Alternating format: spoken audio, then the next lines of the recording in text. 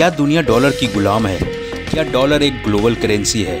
आखिर अमेरिकी डॉलर दुनिया भर में इस कदर मजबूत क्यों है? और दुनिया के सभी देश अपने विदेशी मुद्रा भंडार में डॉलर को ही क्यों रखते हैं? ऐसा क्यों है कि डॉलर हर जगह चलता है और बाकी करेंसी की लिमिटेशन है, बट डॉलर की कोई लिमिटेशन नहीं है? और डॉलर के दम पर कैसे अमेरिका पावरफुल कंट्री बन गया? ये ऐसे कुछ सवाल हैं जिनके जवाब से आप रुपए या अन्य करेंसी की कमजोरी और डॉलर की मजबूती को समझ सकते हैं। वर्तमान हालत यह है कि वित्तीय बाजार की पूरी दुनिया पर डॉलर का दबदबा है। वित्तीय बाजार लंदन, न्यूयॉर्क से नियंत्रित हो रहा है, लेकिन दुनिया के उत्पादन श्रृंखला पर अमेरिका का दबदबा नहीं है। 3 महीने से ज़्यादा हो चुके रूस और यूक्रेन की लड़ाई दुनिया के सामने हर दिन कई तरह के सवाल खड़ा कर रही हैं। एक अहम सवाल डॉलर की ग्लोबल करेंसी के तौर पर मान्यता से जुड़ा हुआ है। रूस के तकरीबन $300 बिलियन विदेशी मुद्रा भंडार पर प्रतिबंध लगा दिया गया है, यानी रूस चाहकर भी डॉलर में जमा किए गए अपने पैसे का इस्तेमाल नहीं कर सकता और ना ही अपने सेंट्रल बैंक के जरिए दूसरे देश के साथ लेन देन कर सकता है। इसका मतलब यह है कि रूस का पैसा रूस ही इस्तेमाल नहीं कर सकता, जबकि किसी देश द्वारा डॉलर में विदेशी मुद्रा भंडार रखने का मतलब है कि जब उस देश को डॉलर की जरूरत पड़े तो उसे डॉलर मिल जाए। डॉलर को विदेशी मुद्रा भंडार के तौर पर इस्तेमाल करने का मतलब कहीं अप्रत्यक्ष तौर पर अमेरिका की गुलामी स्वीकारना तो नहीं है। यह कैसे न्यायोचित हो सकता है कि कोई देश अपना ही पैसे का इस्तेमाल नहीं कर पाए? मान लिया जाए कि भारत और पाकिस्तान के बीच लंबे समय तक युद्ध चले, भारत के विदेशी भंडार पर अमेरिका प्रतिबंध लगा दे, तब क्या होगा? यह कुछ जरूरी सवाल हैं जो डॉलर को ग्लोबल करेंसी की तरह इस्तेमाल करने पर खड़ा हुए हैं। इन सभी सवालों पर सही दिशा में सोचने से पहले थोड़ा इस पहलू को भी समझ लेते हैं कि डॉलर को ग्लोबल करेंसी के तौर पर क्यों माना जाता है। आखिर ग्लोबल करेंसी होती क्या है और डॉलर सबसे मजबूत वैश्विक मुद्रा क्यों है? ग्लोबल करेंसी उस करेंसी को कहा जाता है जिसके जरिए पूरी दुनिया के देशों के बीच सबसे अधिक लेन देन होता है, अंतर्राष्ट्रीय लेन देन में जिसे सबसे अधिक स्वीकार किया जाता है। आइए जानते हैं डॉलर की मजबूती का इतिहास। वर्ष 1940 में ब्रिटेन वुड्स समझौते के बाद डॉलर की वर्तमान मजबूती की शुरुआत हुई थी। उससे पहले ज़्यादातर देश केवल सोने को बेहतर मानक मानते थे। उन देशों की सरकारें वादा करती थीं कि वह उनकी मुद्रा को सोने की मांग के मूल्य के आधार पर तय करेंगे। न्यू हैम्पशायर के ब्रिटेन वुड्स में दुनिया के विकसित देश मिले और उन्होंने अमेरिकी डॉलर के मुकाबले सभी मुद्राओं की विनिमय दर को तय किया। उस समय अमेरिका के पास दुनिया का सबसे अधिक सोने का भंडार था। इस समझौते ने दूसरे देशों को भी सोने की जगह अपनी मुद्रा का डॉलर को समर्थन करने की अनुमति दे दी।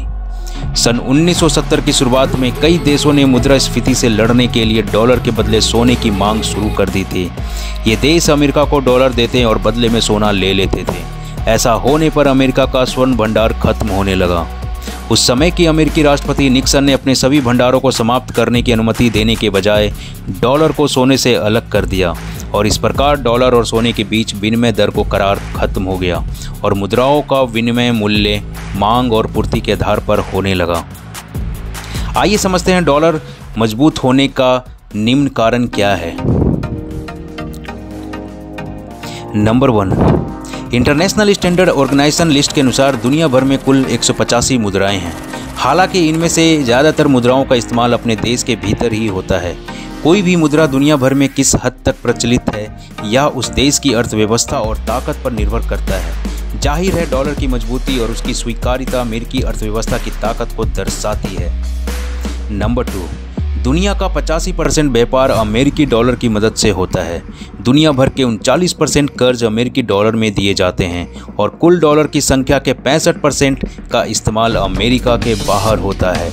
इसलिए विदेशी बैंकों और देशों को अंतर्राष्ट्रीय व्यापार में डॉलर की ज़रूरत होती ही है। नंबर 3, विश्व बैंक और अंतर्राष्ट्रीय मुद्रा कोष में देशों के कोटे में भी सदस्य देशों को कुछ हिस्सा अमेरिकी डॉलर के रूप में जमा करना पड़ता है। नंबर 4, देशों के केंद्रीय बैंक में जो विदेशी मुद्रा भंडार है उसका 60% से अधिक हिस्सा अमेरिकी डॉलर में है। डॉलर की यह मजबूती बताती है कि किसी देश के लिए डॉलर की अहमियत क्या है।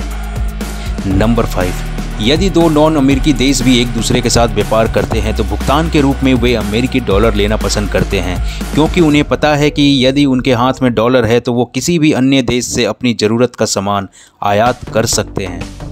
नंबर 6, अमेरिकी डॉलर के विनिमय दर में बहुत अधिक उतार चढ़ाव नहीं होता है, इसलिए देश इस मुद्रा को तुरंत स्वीकार कर लेते हैं।